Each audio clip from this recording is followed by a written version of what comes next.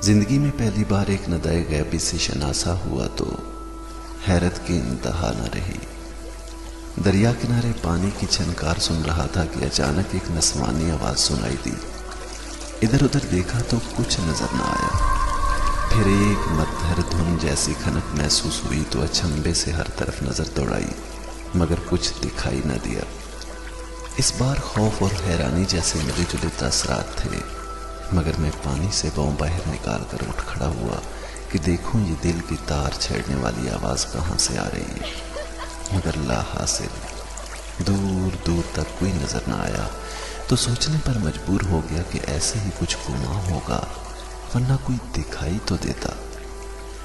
جب دوسرے روز اسی مقام پر دریا کنارے موجوں کی اٹھان دیکھ رہا تھا کہ پھر وہ سہانی آواز سنائی دی، مگر اس بار خوف اور حیرت کے بجائے تلاش شروع ہوئی کہ آخر یہ آواز کس کی ہے۔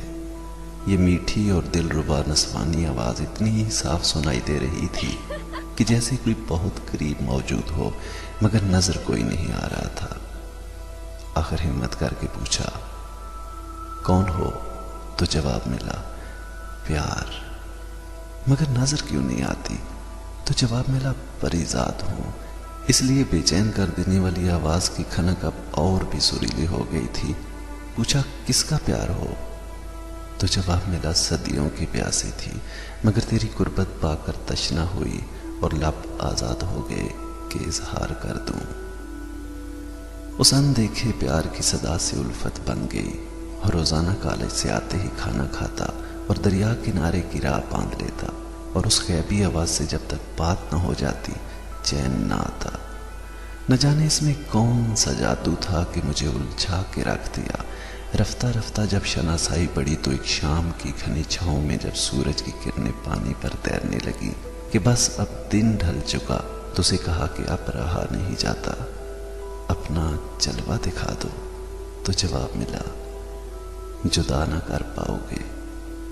آہ، واقعی آج تک جدائی کا کلک رہتا ہے کہ وہ میری روح و قلب تک اتر چکی تھی۔ ایک روز صبح سویرے جب دریا کنارے اسی مقام سے گزرا تو لگا جیسے کوئی ساتھ ساتھ چل رہا ہے، مگر یہ سوچ کر ہنسی آئی کہ اس وقت پر بھی شام کی پرچھائیاں پڑ چکی، کیا سماعت کے ساتھ ساتھ بصارت پر بھی پیار کی مہر لگ چکی ہے۔ اور اس روز کالج سے چھٹی کر لی۔ وقت تھا کہ گزر نہ رہا تھا۔ بڑی مشکل سے پچھلا پہر آیا تو پیار کی پیاس میں دریا کنارے پہنچ گیا اور مقام یار پر رک کر پانی کی موج مستی بھری لہروں پر نظر ٹکا دی۔ ایک شگفتہ باد صبا میوے رقص تھی، جبکہ کہیں دور پرندوں کی چہچہاہٹ نے بھی نئی دھن اور موسیقی کا سما پیدا کر دیا تھا، مگر اس خوبصورت منظر و سما میں اگر کمی تھی تو اس آواز کی، جس کی مدھر دھن سننے کو ہر کام چھوڑ کر اس مقام یار کی راہ لیتا۔ انتظار کرنا محال تھا کہ ایک کھنک سنائی دی، آج رات دیدار کی رات ہوگی۔ واقعی آج کی رات دیدار کی رات ہوگی۔ مجھے اپنی سماعت پر شک ہونے لگا اور والہانہ انداز میں پوچھا تو جواب میں ایک مہکتا خوشبو کا جھونکا میری سانسوں کو گرماتا ہوا باد صبا کی لے پر جھومتا جھومتا دریا کی مست موجوں کا ہمراہی ہو گیا۔ ایک ہلکی سی سرگوشی میں جواب ملا، ہاں، آج کی رات دیدار کی رات ہوگی۔ اس مدھر آواز نے جو ابھی کسی نام اور رشتے کی ڈوری سے نہ بندھی تھی، مجھے چونکا دیا۔ ایک انجانی خوشی کے احساس سے میرے خوابوں کا آنگن لبریز ہو گیا۔ وقت تو جیسے تھم سا گیا تھا اور ایک ایک پل گھنٹوں پر بھاری لگ رہا تھا۔ ابھی تو شام نہیں ہوئی، رات کب ہوگی؟ انہی سوچوں میں مگن تھا کہ اچانک سرگوشی نے چونکا دیا، کیا میرا انتظار کرو گے؟ کیوں نہیں؟ اسے کیا بتلاتا کہ انتظار کی کشتی پہ تو کب کا سوار ہو چکا ہوں۔ ضرور کروں گا۔ پھر ایک خاموشی سی چھا گئی اور طویل وقفے کے بعد میں گویا ہوا، چلتا ہوں۔ آج کی شام بہت بوجھل ہے، پل پل بھاری ہو گیا ہے، اب مجھے چلنا چاہیے۔ اور اس طرح شام سے پہلے ہی گھر گرا لی۔ رات کے کھانے پر بے چین طبیعت نے سیر ہو کر کھانے بھی نہ دیا، جبکہ نیند کوسوں دور بھاگ چکی تھی اور ہر آہٹ پر آنکھ کھول کر بے تاب نظریں نظارہ جانا کے لیے تڑپ جاتی۔ البتہ بے قرار قلب کو پہلی بار انتظار کی لذت کا احساس ہوا اور دھڑکن تھی کہ بے قابو ہوئی جا رہی تھی۔ رات کا پہلا پہر ہوا جبکہ اس نئی کیفیت سے پہلی بار شناسائی ہوئی اور بے قراری کے عالم میں بستر چھوڑ کر کمرے کا دروازہ کھولا اور صحن میں آ گیا۔ گھر کے آنگن کو موتیا، گلاب اور رات کی رانی نے مہکایا ہوا تھا اور کھلے آسمان پر چاند اپنی پوری آب و تاب سے دمک رہا تھا۔ انتظار کی گھڑیاں طویل ہوئی جا رہی تھیں مگر نہ کوئی صدا اور نہ کوئی سرگوشی۔ یہ کیسا امتحان ہے، وقت پر لگا کر اڑ کیوں نہیں جاتا؟ وہ کب آئے گی؟ رات تو بیتی جا رہی تھی، دیدار کب ہوگا؟ نہ جانے کس کس طرح خدشات پانی پر کسی بلبلے کی طرح ظاہر ہوتے اور خود ہی دم توڑ جاتے۔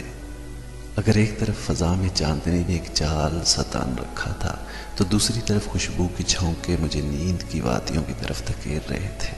آخر نیند نے آ لیا اور شب کے بیتنے کا ملال ہونا شروع ہو گیا۔ کیا اس نے دھوکہ دیا؟ اگر نہیں آنا تھا تو مجھے کیوں کہا تھا؟ آج کی رات دیدار کی رات ہوگی۔ انہی سوچوں میں گم مایوسی سے اداسی کا رخت سفر باندھا۔ اے چاند، ڈوب جا کہ طبیعت اداس ہے۔ آخر اس انتظار کی طوالت کو راہ میں چھوڑ کر نیند کی جھونکوں کی ہمراہی کی اور بستر پر دراز ہو گیا۔ اب وہ نہیں آئے گی۔ ابھی سوئے کچھ ہی دیر ہوئی تھی کہ تقریباً رات 2:30 بجے اچانک آنکھ کھل گئی۔ حیرت ہوئی کہ اتنی گہری نیند پھک سے کیسے اڑ گئی۔ اندھیرے کمرے میں ایک روشنی کا احساس ہوا اور آنکھیں ملتا ہوا بستر پر بیٹھ گیا۔ اچانک جیسے کہ بجلی سی گوند گئی اور ایک روشن حسین و جمال کا پیکر چہرہ آنکھوں کو خیرہ کر رہا تھا۔ اس حسن کی تمازت ناقابل برداشت لگ رہی تھی۔ ہمت کر کے پوچھا، کون ہو؟ تو صرف ایک مسکراہٹ نے مجھے محبوب کر دیا۔ خود ہی بلاتے ہو اور خود ہی پہچانتے نہیں۔ بے تکلف سا جواب ملا، یہ تو وہی آواز ہے جس نے میری زندگی کو محو رقص کر رکھا ہے اور والہانہ انداز میں گویا ہوا۔ تم وہی ہو جو ہر شام کو میرے ساتھ ہوتی ہو؟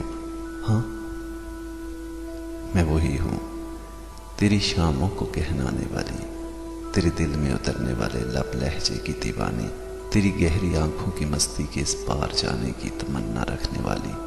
میں گم سم حیرت کے سمندر میں ڈوبا سن رہا تھا اور اس حسن کے پیکر کے سامنے قوت گویائی جیسے جواب دے گئی تھی۔ اس متھر آواز کا جادو تو پہلے سے ہی مجھے غلام کر چکا تھا اور اس جلوے نے رہی گئی کسر بھی پوری کر دی کہ زبان کنگ سی ہو گئی۔ وصل کی ہوائیں چلنے لگیں اور الفتوں نے سارے جام انڈیل دیے۔ دھڑکنیں تھمنے لگی، دنیا و معافیہ سے بیگانگی نے باہیں پھیلا دیں اور قربتوں کی گھٹائیں برسنے لگیں۔ سانسیں خوشبو سے معطر ہو گئیں، مگر کیا ہوا؟ ہم کہاں ہیں؟ حواس کو بحال کر کے دیکھا تو پاؤں کے نیچے زمین نظر نہ آئی۔ نہ خواب تھا نہ خیال تھا، فضاؤں میں معلق کسی نئی دنیا کے آغوش میں محو سفر۔ یہ ماجرا کیا ہو گیا؟ یہ میں کہاں آ گیا؟ نہ ہی میں زمین اور نہ ہی میں آسمان پر تھا۔ وصل کے گہرے سمندر میں ڈوب کر اگر ایک طرف وقت گزرنے کا احساس دم توڑ چکا تھا تو دوسری طرف الفت کی وادیوں میں محو پرواز تھا، جبکہ قربت اپنے تمام تر رہنائیاں نچھاور کر رہی تھیں۔ زمین کی گرفت سے آزاد فضاؤں میں محو پرواز کبھی خوف کے سائے اور کبھی حیرت کا سما بند رہا تھا کہ میری سوچوں کا تسلسل اس آواز پہ ٹوٹا۔ کہاں کھو گئے ہو؟ ایک پری ذات کے محبوب ہو، فضائیں اب تیری قدموں کی دھول ہوں گی۔ واقعی جس بات کا نظارہ ہو رہا تھا اس میں کوئی شک والی بات نہ رہی۔